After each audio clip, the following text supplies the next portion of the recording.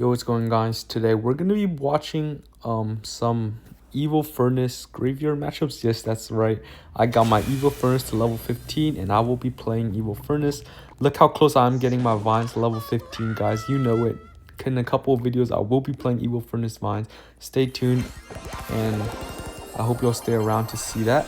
Subscribe, please subscribe, and also thank you guys so much for getting me to 50 subscribers. I really appreciate it. And thank you so much. All right, so the first I'm going to go with this Evil Furnace Evo Witch deck because it's kind of weird, right? I mean, it's not every day you see a ranged air troop or air targeting troop double of those in the deck, right? So I think the biggest thing I want to say with playing this deck is you have to be very patient, right? When I start to get tilted and I start going stuff at the bridge, I start losing trophies. I just need to like remind myself, hey, like stop, just play passive, wait till triple elixir, you're gonna win triple elixir. The way this deck works is I'm almost like in triple elixir, this deck beats 99% of all decks, I think, especially last season. I'm not sure if this season, but last season, if you were just careful, don't give any spell value, you're gonna win in triple elixir. And I feel like this game was a really good game that to show like what I mean. So you see, I didn't know he had Goblin Barrel, which is a really interesting pick, but I defended it. I overcommitted on my defense, but it's okay because he goes cannon. So we're even on elixir, and now at this point I just want to show you guys like, okay, kind of like I know like I can't really break through because he has Evil Witch in hand and I don't want to feed his Evil Witch, so I'm just gonna, you know, play my spells, poison, get some tower damage. I mean, overall, like, I think we're in a pretty good spot. We burned away a minute on the clock, or a minute and a half by now. But anyway, so he goes Giant Skeleton at the bridge, which I really don't agree with because I feel like I can easily defend that with Berserker and Furnace. But yeah, and then I go for Evil Knight, and then I go for a Graveyard. So I think that was a really bad Evil Furnace. I mean, really bad Giant Skeleton. So I think I can punish him, and of course I do. I punish him quite a bit, getting 2,000 damage. The reason why I went Graveyard there is because he went Giant Skeleton on the bridge, which I thought was stupid. And it turns out it was because he was going to have to deal with my counter push from my Furnace, so he just opted to go Poison on it. And then he was down a lot of elixir, so I took a lot of damage, and that's very good. I think I go Evil Furnace into this Witch later, but I do, right? You will see me leak quite a bit because sometimes I really don't know what to do, but it's because it's the first day back playing this deck, right? And I get a nice poison on top of this Evil Furnace, and I drag all the Fire Spirits into the Berserker because I'm not trying to defend like a ton of Fire Spirits. So he does poison on my Furnace, and it does unfortunately kill it, but at this point I know I'm in for a long game, right? Because I can't really break through with him. If he didn't go Giant Skeleton at the bridge, who knows who would have won, honestly. But yeah, I can't. It's really hard to break through for me. So playing quite passively.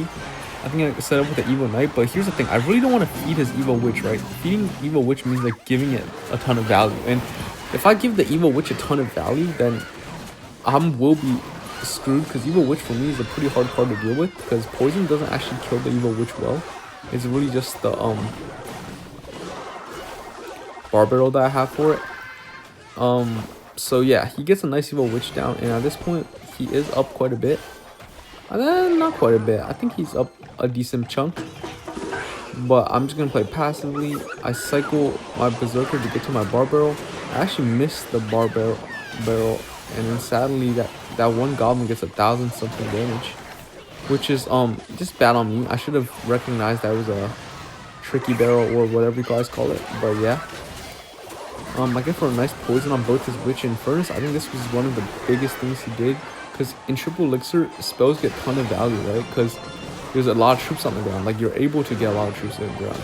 So giving the other guy's spell value in a match is really bad. So that's how I won. I think if he didn't give me that much value, I would have lost maybe. But next game.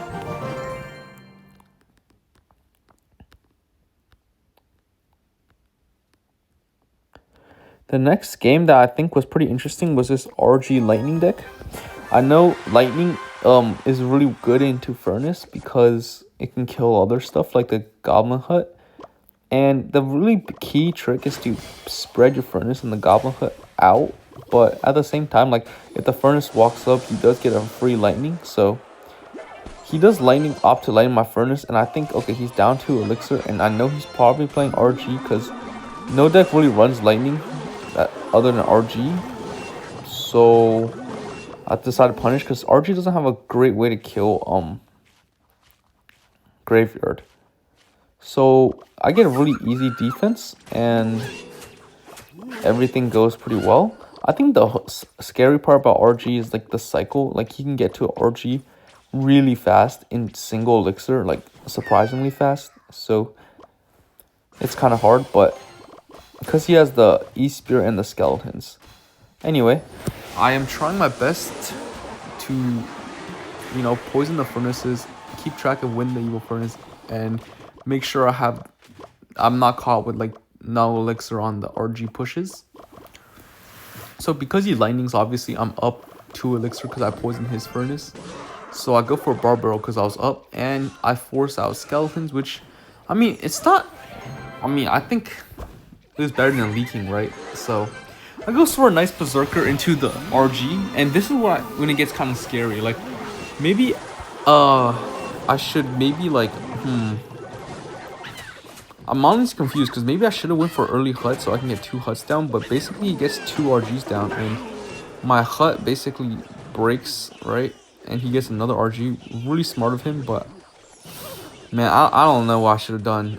So he gets another evil RG down, and I think I get an evil furnace or whatever down. Yep, get evil furnace Berserker down, which is, I don't know. He gets like 3-4 hits, which is not ideal. I think he has 3 hits. Come on, okay, good.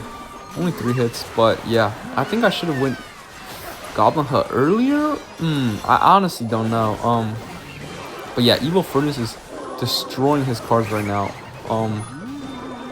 Again, he does end up losing because he went for such an aggressive RG, and I get such a nice push with the evil furnace. But I feel like at the same time, like, I don't know, I feel like that was a good RG. I think he could have defended better if he acknowledged that, like, I had evil furnace. If he like knew I had evil furnace and he didn't go in then, and I waste my evil furnace, because evil furnace does a shit ton of DPS. So I think he could have easily taken tower if he didn't evil RG into my evil furnace. So I mean, I win with 1,000 damage, which is nothing to brag about. So yeah, definitely not a flawless game on him or me.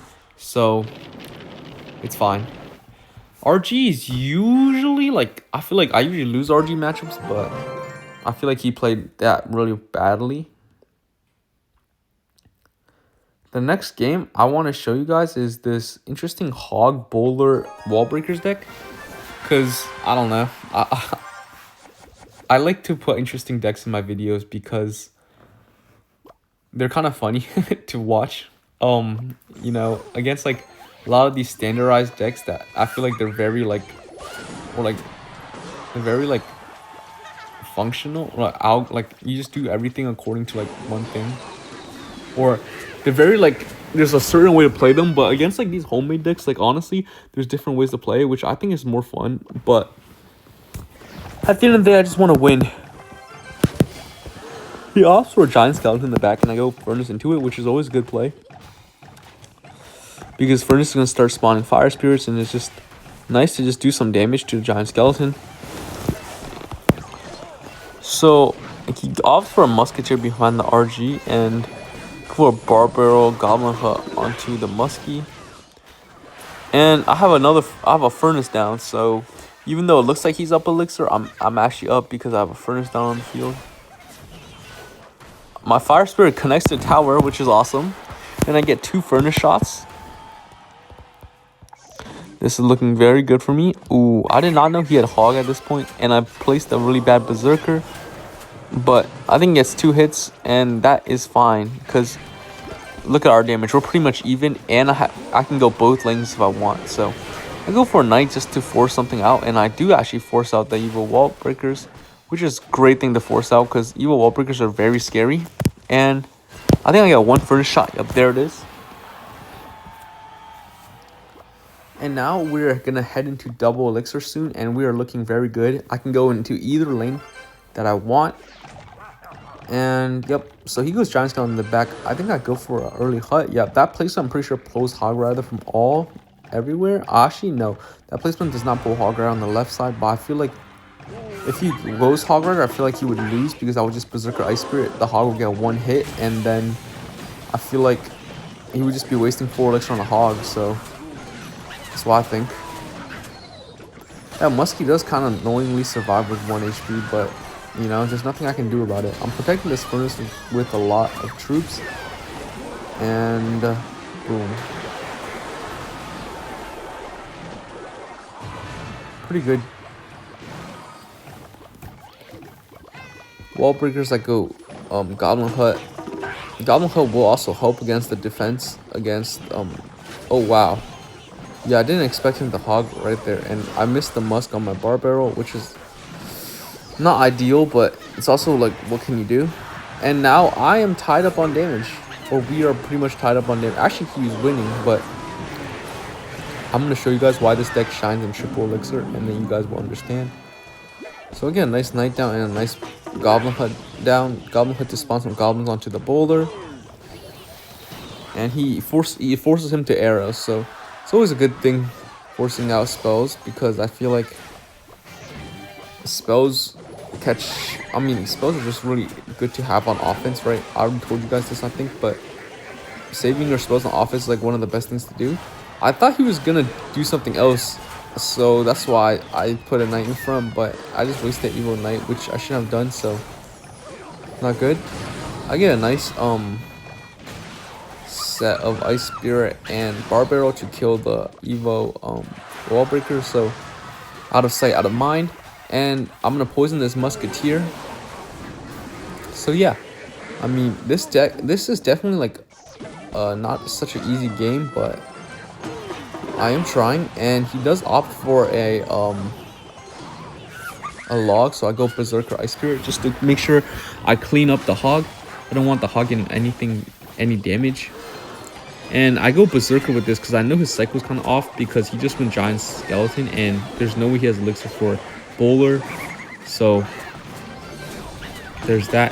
And he goes for a hog rider, which, I mean, he does get 1 hit, I'm pretty sure, but that's it. And I don't know, I kind of go for a bad bar barrel, but it does the job anyway. Go for a nice hut. He goes for a log, so I bar barrel to clean up the hog. And at this point, I think I've won, because I feel like he overcommitted on the right side, so I do have a graveyard going at him, and he doesn't have any of his spells. And I think just one more graveyard hit and I would win, but I called a good game, and it is a good game because of time. So what a nice game I played there. I feel like I got caught off guard with the hog a couple times, but I played perfect defense other than that, so I feel like that's how I won. And I'm gonna give you guys one more video, because I think I've been slacking with my uploads recently, so I want to, you know, make up for it and make a longer video for you guys to enjoy. So let's see here. I'm kind of on a losing streak, because I don't know, my quiz on linear algebra got graded and I did really bad on it, or I think I got 8 out of 10 or 7 out of 10, so it's not, I think I got 8 out of 10. It's not what I was hoping for. I did study quite a bit, so I'm gonna go against this mortar bait matchup. But yeah, man, it just didn't go the way I was playing. I studied quite a bit for it, so I was a little mad, and I tilted because of that. So he goes for a mortar, and I go for a high furnace to quickly kill the mortar. Sadly, the fire spirit did not jump. I go for a goblin hut to distract the mortar so it doesn't hit my tower, but it looks like I didn't need it. I cycle knight into the skeleton king, because tank into tank is pretty good usually, and you want the enemy tank to be fighting on your side tower. I go for a berserker to kill the opponent's berserker, and I missed my bar barrel, but it's okay. I can go for Furnace High. Yep, Furnace High just to be annoying, and I do get the Fire Spirit jump, so that's pretty big damage. I do think I get a Furnace and another Fire Spirit, so looking good. I just took 1,000 damage off his tower, and then I get a nice King Tower activation. So